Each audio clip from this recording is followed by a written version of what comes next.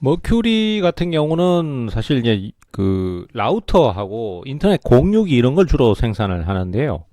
이 회사는 지금 뭐 대충 이 주봉으로 보셔도 아시겠지만은 상장을 했을 때 이후로 지금 주가가 제대로 크게 오른 적이 한 번도 없습니다. 계속 거의 한 5년 동안 계속 내리기만 했거든요.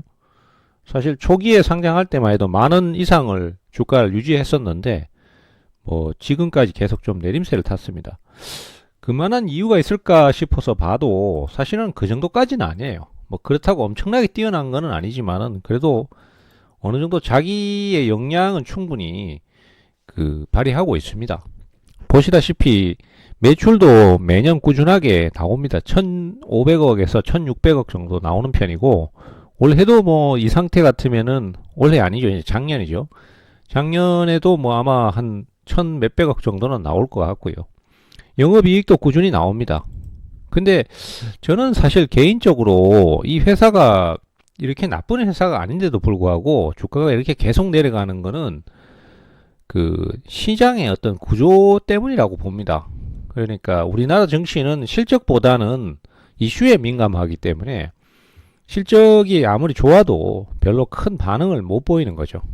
다만 이제 과거에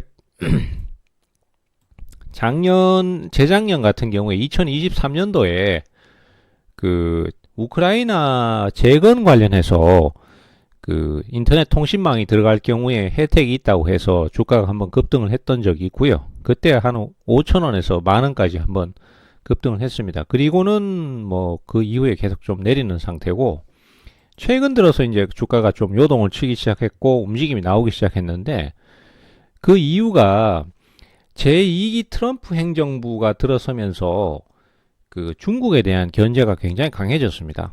중국에 대해서 보복 관세식으로 60%를 매기겠다는 얘기가 있고, 그 다음에 보안 유출을 이유로 해서 중국 관련해서의 전자장비나 뭐 여러 가지 제품들을 안 쓰겠다, 판매를 금지한다, 뭐 이런 내용들이 많이 나오고 있습니다. 그래서 지금 미국 내에 그 라우터 공유기 등의 최대 점유율을 갖고 있는 TP-Link라는 회사가 있어요. 근데 이 TP-Link가 중국 회사예요. 그래서 이 TP-Link에 대한 제품, TP-Link의 제품에 대해서 판매 금지를 검토하고 있다. 이렇게 얘기가 나오고 있거든요.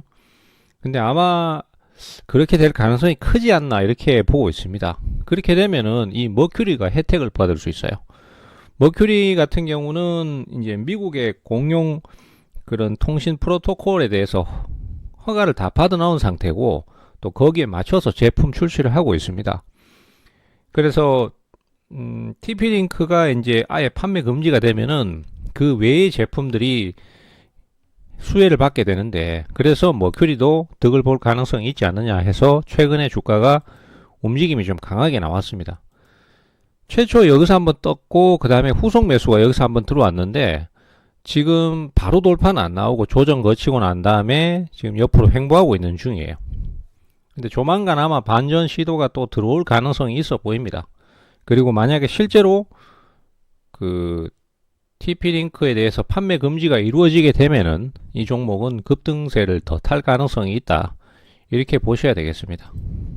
뭐 종목은 굉장히 소형주예요. 소형주인데 주가가 중장기적으로 하락을 많이 했었고 그래서 가격 부담이 좀 적은 상태고 그렇다고 해서 기업의 어떤 실적이나 이런 것들이 막 부실해 가지고 뭐 들고 가기가 부담스럽다 이런 거는 아니에요. 특히 지금 이제 벌써 1월이지만은 3월 고민을 해야 되거든요. 3월 되면은 그 감사 보고서 제출 시즌이 다가오기 때문에 기업이 부실하다 이런 거는 절대 손 안 대는 게 좋습니다. 그래서 재무제표를 꼭 보면서 대응을 해 가시는 게 좋고 뭐 그런 면에서 봤을 때 실적도 뭐 그렇게 나쁘지 않고 그 다음에 신용 비율도 그렇게 높지 않기 때문에 한번 노려볼 만하다 이렇게 판단이 됩니다.